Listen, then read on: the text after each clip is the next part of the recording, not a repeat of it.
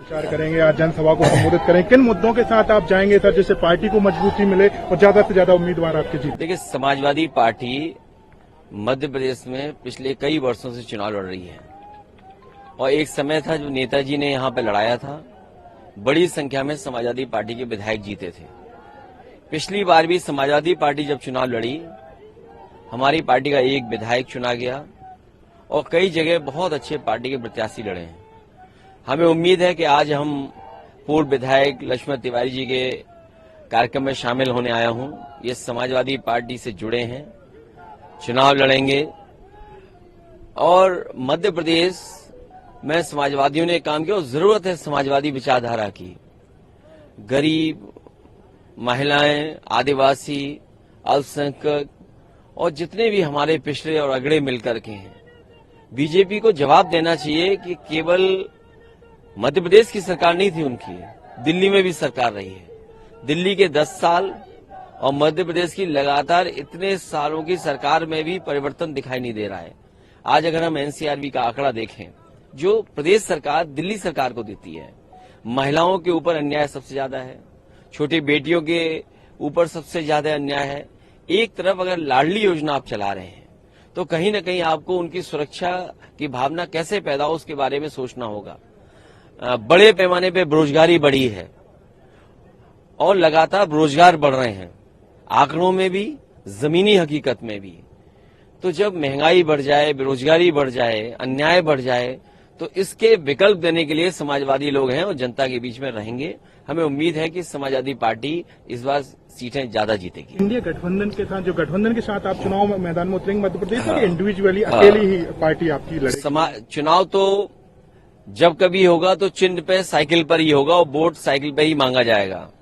जो इंडिया गठबंधन है, हम इस कार्यक्रमों के साथ साथ अपना एसेस भी कर रहे हैं कि आखिरकार हमारी पार्टी कहां मजबूती से लड़ेगी और मजबूती से लड़ने के लिए अपनी पार्टी के कार्यकर्ता, नेताओं, संगठन से भी बात करने आया हूं और उनकी राय लेकर के आने वाले समय में इंडिया गठबंधन में किस तरीके से आगे बढ़ें उस पर भी विचार करेंगे। सर, क्या कारण है भारतीय जनता पार्टी ने केंद्रीय मंत्रियों को चुनाव मैदान में उतार दिया? नरेंद्र सिंह तोमर हो, प्रहलाद पटेल हो, इन लोगों को तक चुनाव मैदान में उतारा है सर? ये सवाल बड़ा नहीं है।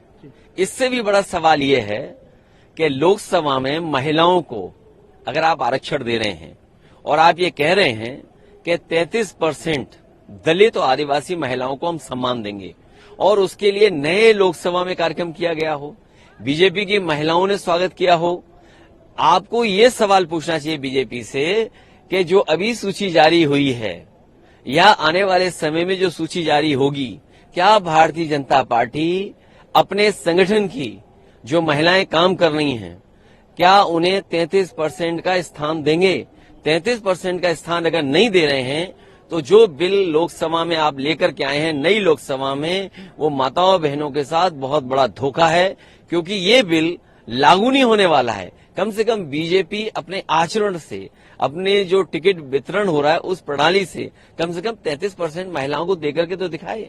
उज्जैन में सर 12 साल की बच्ची है करीब, उसके साथ रेप हुआ, जघन्य अपराध माइनर के साथ। देखिए, 12 साल या माइनर के साथ अगर एनसीआरबी के आंकड़े देखोगे तो मध्य प्रदेश का स्थान बहुत से प्रदेशों से ऊपर दिखाई दे रहा है और यहाँ तो महिलाओं के साथ और बेटियों के साथ सबसे ज्यादा इस तरह के अपराध हुए हैं। सर, प्रधानमंत्री जी आए, उन्होंने सनातन को बोला कि इंडिया गठबंधन सनातन खत्म करना चाहते हैं। देखिए, बीजेपी तो ये भी नहीं बता पा रही है कि सनातन क्या है। बीजेपी पहले ये तो बताए सनातन धर्म। लक्ष्मण तिवारी जी यहाँ खड़े हैं, पटेल जी खड़े हैं, हम खड़े हैं, क्या हम सनातनी नहीं है?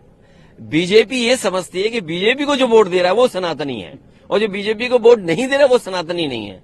तो इसलिए ये बहस मत छेड़िए, इस बहस में हम बहुत लड़ चुके हैं यूपी में।